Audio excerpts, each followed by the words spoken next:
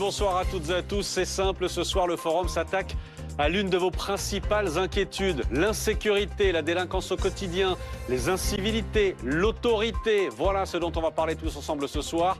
Incivilité, insécurité, délinquance, la France est-elle tout simplement impuissante? C'est la question qu'on pose, c'est parti.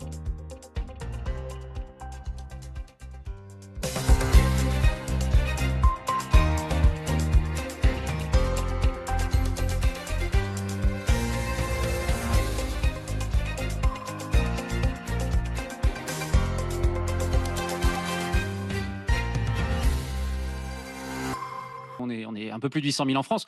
Mon Dieu, nous aussi, on a besoin d'aide, quoi. Enfin, vraiment, Ah, il bien va sûr. falloir, voilà, renforcer le métier, c'est sûr. Bien sûr. Abel Boyer, bonsoir. Merci d'être là, Abel. Bonsoir. Éducateur, président de l'association Tous Uniques, Tous Unis. Je vous voyais sourire à ce que disait, sourire, à ce que disait, oui, très légèrement, à ce que disait Gabriel à l'instant. Pourquoi? Qu'est-ce qui vous Non, interpellait? j'acquiesçais parce que c'est un monsieur qui est auprès de la jeunesse et je le suis aussi. Ouais. Et je voudrais rebondir tout de suite sur la question, la France est-elle impuissante? Je dirais pas qu'elle est impuissante, mais on est en retard. On a vu ce qui s'est passé avec l'assassinat du frère d'Amine Kessassi et j'ai Ouais. entendu beaucoup de responsables parler d'un point de bascule. Depuis 20-25 ans, on a loupé plusieurs points de bascule en Ouais. réalité. Parce qu'il faut savoir, en ce qui concerne le narcotrafic, et au niveau, c'est aussi mon public, malheureusement ou heureusement, je ne sais pas. Il faut savoir que déjà au début des années 2000, et je parle sous le contrôle de fonctionnaires de police et d'anciens fonctionnaires de police, que la partie des jeunes de quartiers populaires, celles qui rentraient dans les chemins fallacieux, bien entendu, Ouais. a décidé elle-même de commencer à gérer le flux de trafic qui transitait dans les territoires où ils habitaient. Ça a été le premier point de bascule. Et on a eu à Marseille Farid Berama, qui a été assassiné en 2006, qui a été une sorte la tête de gondole de ce nouveau mouvement où vous aviez les jeunes de quartier, la partie délinquante bien entendu, qui allaient en affrontement avec les parrains à l'ancienne pour prendre possession de leur territoire en ce qui concernait le contrôle du narcotrafic. On a eu un deuxième point de bascule, les années 2010, les années de l'explosion des réseaux sociaux, qui est venu pour amplifier, pour diffuser d'une façon encore plus fallacieuse lorsque ceux-ci sont mal utilisés, bien entendu, et l'ubérisation, bien entendu, du narcotrafic, avec aussi une multiplication des narcoservices, j'ai envie de dire. Trafic de drogue, trafic d'armes, prostitution des mineurs. Et on parle très peu du troisième sujet qui fait le lit de la pédocriminalité en France. Ensuite, Et je sais que c'est un de vos combats aussi pour le coup. Exactement. Autre point de bascule, la période Covid, forcément. Et on a vu comment c'est en explosion avec une partie de la jeunesse qui est totalement désinhibée. Mais donc vous dites on n'est pas impuissant, on est en retard. On est en retard. Et moi, j'aimerais que l'on soit réaliste. La lutte contre le narcotrafic, ça va prendre au moins 15-20 ans. Et je pense qu'on n'arrivera jamais à du narcotrafic zéro. Honnêtement, le responsable politique qui ose dire ça, c'est une personne qui ment. Parce qu'on a pris beaucoup trop de retard. Moi, ce que j'attends personnellement en tant qu'éducateur, et je vais finir dessus, j'attends un politique qui me propose un projet de société. La prévention, la sanction et la répression. L'aspect de la prévention, elle doit venir avant que le parcours citoyen du jeune bascule vers un parcours de décrochage. Or, en général, on est appelé quand le jeune il a déjà commencé à décrocher. La sanction, il faut redonner un sens. Il n'est pas normal que dans certains milieux, la prison soit une sorte de rite initiatique pour devenir un homme dans une ambiance très masculiniste. Moi, j'en ai marre de voir des personnes qui sont en prison, qui sont influenceurs, qui expliquent comment on fête son anniversaire en cellule, comment on cuit un poulet ou autre, d'accord? Et là, je donne les exemples les plus folkloriques parce qu'il y a des choses bien plus graves. Et la répression, effectivement, pour les personnes qui s'entêtent dans les chemins les plus fallacieux. Donc, il faut repartir sur un projet de société, mais qui commence par la prévention. Parce que quand on ne parle qu'à travers le prisme de la sanction et de la répression, c'est censé être dissuasif pour les personnes qui sont dans les mauvais chemins et en réalité, ça les fait rire. Donc, quand on voit, par exemple, tout ce buzz, excusez-moi l'expression médiatique, et je ne le dis pas de façon péjorative, autour du drame de la famille Kessassi, eh ben, les auteurs, ils rigolent en fait. Pour eux, c'est un trophée. Parce que leur modèle, ce sont les mafias italiennes, ce sont les mafias sud-américaines, ce sont les grandes familles new-yorkaises. Et j'aimerais que l'on puisse repartir dans un projet de société où vraiment on puisse se dire la priorité, c'est de sauver la jeunesse. Parce que ce qui se passe dans les familles, aujourd'hui c'est la journée internationale de la petite enfance, je veux rappeler quelques chiffres effroyables, peut-être que ça paraîtra comme hors sujet, mais ça ne l'est pas. Toutes les 3 minutes, on a un enfant qui est agressé sexuellement ou violé. Dans toutes les classes de France, on a 2 ou 3 enfants qui sont potentiellement victimes d'inceste. Qu'est-ce que l'on fait avec cela? 160 000 enfants, et ça c'est mon quotidien. Donc, qu'est-ce que l'on fait maintenant? Quel est le nouveau projet de société? Parce que sortir les muscles, c'est bien, mais on voit que plus on a un discours martial, moins ça marche malheureusement.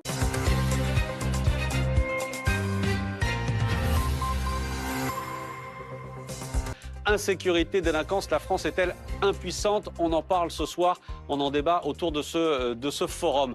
Abel, je voulais revenir à vous. On parlait d'autorité juste avant la pause, on parlait notamment de délinquance des mineurs aussi. C'est votre boulot, vous, éducateurs. Quand on vous dit qu'il y a un problème d'autorité, notamment chez les plus jeunes, de représentation de l'autorité, de fermeté, qu'est-ce que vous dites, vous? Mais je dis que c'est la réalité, mais avant de répondre à la question, là, l'heure avance un petit peu et j'aimerais me lâcher un peu. Ah, Ah oui, non, très franchement, il y a quelque chose qui me gêne. Quand j'entends monsieur et madame tout le monde, je me sens proche, en fait, de tous les témoignages que j'entends. ouais. Quand j'entends les politiques, ça me fait chier. Excusez-moi de parler aussi cash. Qu'est-ce qui se passe? Parce qu'on sent trop les étiquettes, on sent trop les postures et tout ce qu'on vit sur le terrain, c'est pas la blague. Je vais vous donner des exemples très clairs et je vais répondre à votre question. Mhm.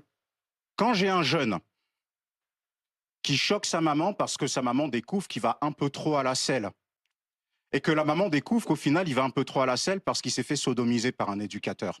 Mhm. C'est ça mon quotidien. Quand j'ai une fille qui est prisonnière des réseaux de prostitution des mineurs, Mhm. qu'elle essaie de me joindre et que c'est le proxénète qui prend le téléphone et qui menace de mort la fille et qui me raccroche au nez. C'est-à-dire que le proxénète, il a mon numéro de téléphone maintenant. C'est ça mon quotidien. Quand je vais dans un collège, je ne citerai pas où, et que je découvre qu'au-dedans, vous avez un réseau de collégiens masculinistes en classe de 3e qui ont ouvert un groupe Snapchat pour se donner des tips. Si telle fille ne veut pas sortir avec toi, eh ben, on va la violer ou on va l'agresser sexuellement dans l'établissement. C'est ça le quotidien que l'on vit. Moi, les postures, les étiquettes politiques, j'en ai rien à faire. Et c'est pour ça que tout à l'heure, vous avez évoqué quelque chose de très intéressant, monsieur le médecin, je vais vous appeler comme ça parce que j'ai oublié votre prénom. Saïd. Les signaux du décrochage scolaire. Ouais. Dans certains territoires, le collège devient une plateforme de décrochage scolaire, social, professionnel, culturel, psychologique, voire psychiatrique. Mhm. Et moi, je ne vois dans aucun parti un projet pour la protection de l'enfance, pour les plus jeunes. J'ai parlé de la pédocriminalité, un sujet qui fait toujours flipper. Pédocriminalité, inceste, c'est comme s'il ne faut pas en parler. Et à chaque fois, je dois forcer pour imposer le sujet. On a mademoiselle qui travaille sur la lutte contre les violences et les agressions sexuelles et les viols faits aux femmes. Pareil. Moi, je veux entendre des choses dessus. Effectivement, il faut taper plus fort. Mais bien entendu, on veut tous de la sécurité. Qu'est-ce qu'on fait pour la prévention pour que ça n'arrive pas, ou du moins, parce qu'on va rester réaliste, pour que ça arrive moins? Comment est-ce qu'on... Le jeune là, qui a été victime de pédocriminalité, mais ça va devenir un adulte détraqué. Peut-être qu'il deviendra un violeur, peut-être qu'il s'en sortira bien, on ne sait pas. Aujourd'hui, qu'est-ce que les politiques font pour l'enfance et pour la jeunesse? Moi, j'attends qu'on se mette en mode, il faut sauver la jeunesse. Parce que sinon, on va se retrouver tous les 6 mois. Vous savez, le cas comme la famille d'Amin Kessassi, d'accord? Je ne sais pas si vous avez vu la vidéo du père qui allait pleurer sur les lieux du crime. Il a dit arrêtez de nous, la droite, la gauche, travailler ensemble, en fait, et sauver notre jeunesse. Parce que moi, j'en ai marre de collectionner des cas difficiles comme ça. Et dernier cas, quand j'ai une jeune fille qui vient d'avoir 18 ans, qui a été violée par son grand frère qui est malade mental, qui se retrouve en foyer, qui a été violée en foyer, qui a été dans un réseau de prostitution des mineurs, qui s'en est sortie, et aujourd'hui, elle est atteinte du syndrome de Pica. Vous savez, c'est quoi? C'est-à-dire qu'elle ne mange pas de la nourriture, elle mange du papier. Elle mange de la ferraille, elle fait des trous dans les murs en placo et c'est ce qu'elle mange. C'est ça le quotidien. Et moi, je parle dans mon domaine, mais dans tous les domaines qui ont été donnés, chacun a un quotidien difficile. Monsieur, tout à l'heure, je vous ai salué parce que on sent que quand vous avez donné votre témoignage, vous êtes encore à fleur de peau par rapport à tout ça. Aujourd'hui, on a besoin de projets, on a besoin de projets de prévention forts. Oui, la sanction, les cow-boys, oui, il n'y a pas de souci. Moi, je veux que tous les criminels... Pardon, Abel, je vous entends là. Je reviens à ma question sur l'autorité. J'ai l'impression d'être à côté de la plaque. Mais non, pas du tout, parce que tout est lié. Mais tout est lié. Tout à l'heure, Monsieur Tréhard, vous avez dit quelque chose. Le rôle de la famille, il est délité depuis une quarantaine d'années. Donc aujourd'hui, malheureusement, vous avez des familles où ça se passe très bien, mais dans certains socles familiales, c'est l'influenceur ou l'influenceuse des réseaux sociaux qui fait office d'autorité. Quand vous avez des enfants de 8-9 ans, qui défient leur maman. Tu sais, maman, mais la restriction parentale que tu m'as mise, j'ai vu un tuto sur TikTok, comment le faire sauter. Donc oui, il y a un problème de l'autorité. Donc il n'y a plus d'autorité parentale, ou du moins elle est battue en brèche. Donc l'autorité des profs, ça a été dit, la police, mais maintenant les pompiers, les médecins, tout ce qui représente l'autorité est battu en brèche. Mais comment on change ça? Comment on inverse la tendance là-dedans? Vous qui êtes au quotidien avec des gamins. Mais comment on inverse? Moi, je redis ce mot, la prévention. Aujourd'hui, c'est un mot qui finit limite par faire pitié parce qu'on n'a que des discours de cow-boy. Tout commence par la prévention, bordel. C'est la base d'une société, la prévention. Ce matin, aux Grandes Gueules, vous savez, il y a un auditeur qui a appelé, un auditeur français qui vit au Luxembourg. Il assume qu'il fume du shit, c'est son plaisir, il est addict. Qu'est-ce qu'il a dit? Il a dit que quand il était petit, parler de drogue, c'était tabou. Il n'a pas eu de prévention sur la drogue et sur les dangers d'être addict au shit. Et il dit qu'il a assumé à l'antenne que lorsqu'il reviendra habiter en France, il continuera de fumer du shit. Donc vous dites que pour les gamins, pour les jeunes, les ados, il faut tout mettre sur la table. La prévention est dès l'école primaire. Commencer à l'âge de 15-16 ans, c'est déjà trop tard. Il faut commencer dès les classes de CM1, CM2. Moi, j'ai plus envie de voir des filles qui me disent en CM2 qu'elles regardent des vidéos de viol sur Telegram. J'ai plus envie d'avoir des filles de 11 ans qui me disent qu'elles se partagent des vidéos de viol sur Snapchat. Pardon, mais vous dites c'est mon quotidien, etc. Comment on vit quand c'est son quotidien? Eh ben, on intervient, on sème des graines, on se bat, on prend du temps. Des fois, on voit moins sa famille, on voit moins ses enfants. Et on sait qu'on sauvera pas tout le monde. On sait qu'on n'est pas Superman. Mais si on peut semer des graines et si on peut aider. Et vous avez beaucoup de jeunes qui ont besoin d'amour, qui ont besoin de considération. Mais c'est des mots qui font pitié maintenant. Parce qu'il faut avoir un discours de cow-boy. C'est ça la problématique. Oui à la fermeté, oui à la répression, mais la prévention. Je donne la parole. Et monsieur Abel dit peut-être que il a son vécu, mais j'ai le mien aussi. La première éducation, la première prévention, c'est les parents. Moi, ma mère m'a élevé seule. Elle m'a transmis des valeurs. Elle n'était pas Crésus. Elle touchait pas 6 000 ou 7 000 euros par mois. Et vous savez quoi, Abel? Elle surveillait mes fréquentations. Le soir, quand je rentrais après avoir fait 10 heures de travail, parce qu'elle faisait évidemment pas des travails ayant pas des niveaux de diplôme élevés, elle a vu pour moi ce qu'elle a pas eu pour elle. Moi, ce que je redonnais à ces gamins, c'est la fierté d'être français. C'est la fierté de se dire que quand on se sort les doigts, on peut réussir dans ce pays. J'avais pas de diplôme. J'ai terminé commissaire de police. Ça, seule la République française permet de le faire.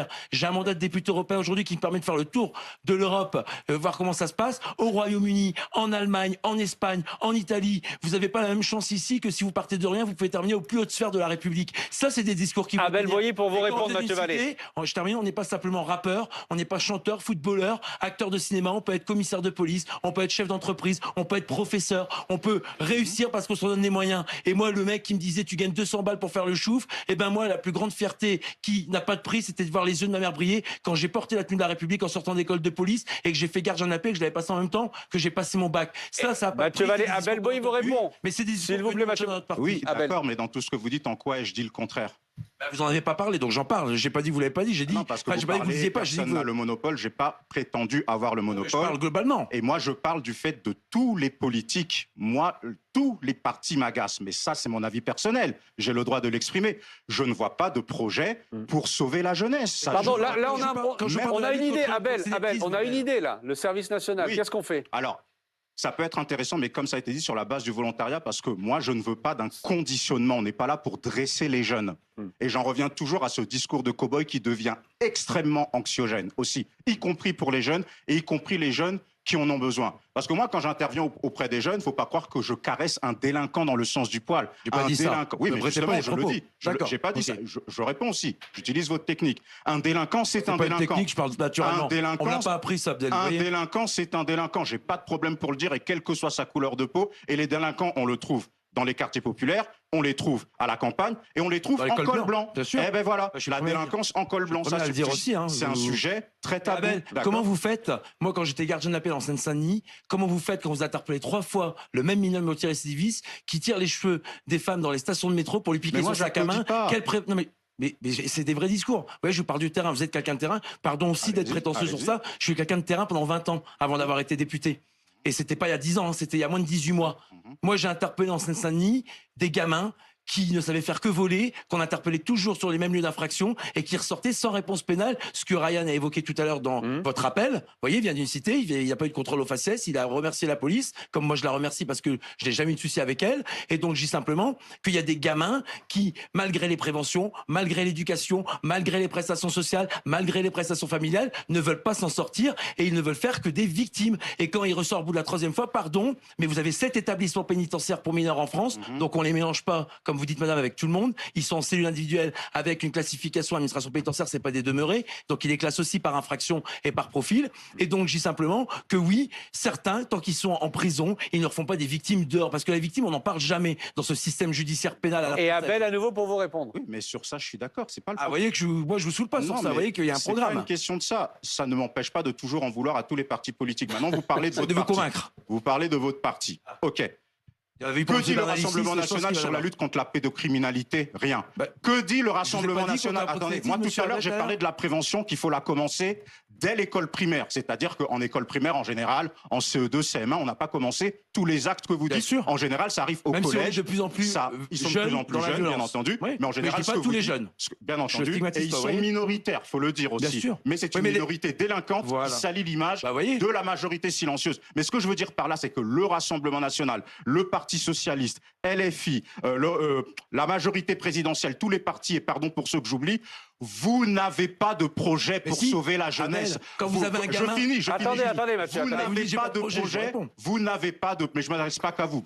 Je vais regarder aussi, monsieur. Vous n'avez pas... Mais monsieur Bernalicis, il a eu son quota tout à l'heure. Donc Vous n'avez pas de projet pour les jeunes. Un enfant violé toutes les 3 minutes en France. Mais, un article est sorti, 600 bébés violés. Il y a eu encore le scandale dans les activités périscolaires. Oui, on a trouvé plusieurs dizaines de personnes qui ont abusé sexuellement, voire violé des enfants. Moi, c'est ça qui m'intéresse dans la prévention. Parce que quand je dis qu'on nous appelle trop tard, quand je dis qu'en France, on est nul dans la prévention, c'est pas les acteurs qui sont nuls, ce sont pas les politiques qui sont nuls. Bien entendu que ce que vous faites, c'est difficile. Mais moi, ce qui m'intéresse, c'est ne pas être appelé quand le jeune a commencé à décrocher, parce que le venin est déjà rentré. Je peux vous répondre sur ça, Abel? C'est pour ça que... Mathieu Vallée, s'il vous plaît.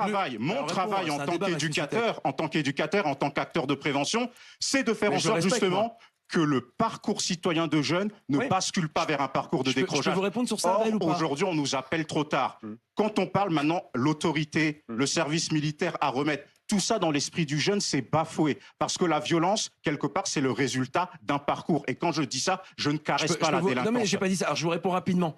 Moi, quand j'étais flic, les gamins décrocheurs scolaires, c'était souvent les mêmes gamins qui traînaient tard le soir dans la rue parce que les parents s'en occupaient pas. Je comprends qu'il y ait des parents qui arrivent pas. Et nous, on propose un dispositif d'aide parentale et d'accompagnement parental pour les aider. Maintenant, ces gamins-là, au lieu de rester dans leur quartier, au contact de la voyou et de la voyoucratie, et des délinquants dans la rue qui leur apprendront à faire que des conneries tard le soir, on préfère les mettre dans des centres spécialisés avec des professeurs, des éducateurs, des parents qu'on associe parce qu'il faut pas les déresponsabiliser. C'est quand même eux qui ont fait leurs gosses. Et derrière, on est sur un parcours scolaire, un parcours social, un parcours familial avec déjà toutes les prestations que notre pays a. On est le pays le plus généreux au monde. Et derrière, il y a un vrai accompagnement. Évidemment que moi, j'attends pas que le gamin, il vienne plus à l'école et qu'il soit signalé par le carnet de correspondance électronique. Alors avant, c'était par papier, aujourd'hui, c'est par téléphone. Ou qu'ils soient interpellés dans la rue parce qu'il traîne et il fait des conneries. Évidemment qu'on veut, dès qu'il y a la détection, dès qu'il y a le signalement, on traite plus. Moi, ce qui m'embête, c'est que vous n'en parlez pas assez. Tous les politiques. J'en profite pour le plateau de merci, monsieur. Regardez, monsieur.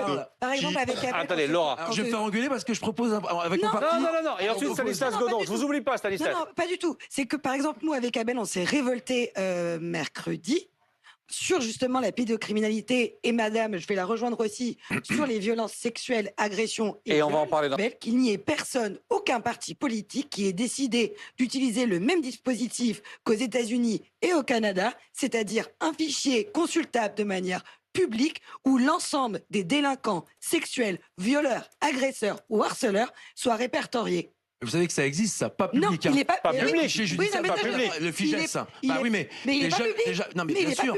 Mais moi, j'ai pas envie de ça. De la même manière que vous pouvez pas afficher, et ça, c'est un débat qu'on peut avoir. On peut pas. Non, mais on peut pas. Les commerçants, quand ils affichent leur voleur sur leur devanture. On parle. Regardez ce qu'il vient de dire. Un enfant violé toutes les 3 minutes. Vous croyez pas que vous méritez pas en tant que parent? Personne parle de l'ASE non plus. Non plus. Sur certains territoires, les foyers ont remplacé les maisons closes, où le pédocriminel, au lieu de consommer sur place, il vient chercher l'enfant en voiture et il s'en va. Et il y a même un autre tabou, et je vais finir dessus. Vous savez que vous avez des personnes qui encouragent des jeunes à porter plainte ou à faire des fausses déclarations vis-à-vis de leurs parents, en les accusant à tort de violences physiques et de violences sexuelles. Comme ça, ils peuvent se retrouver en foyer. Et comme on sait qu'en foyer, c'est porte ouverte tout le temps, ils pensent qu'ils vont vivre leur plus belle vie. Et on a des centres de formation de quoi? Du trafic de drogue et de l'exploitation sexuelle des mineurs, pour ne pas dire prostitution des mineurs. Personne n'en parle. Des mineurs des filles mineures dans les foyers se prostituent, 50%.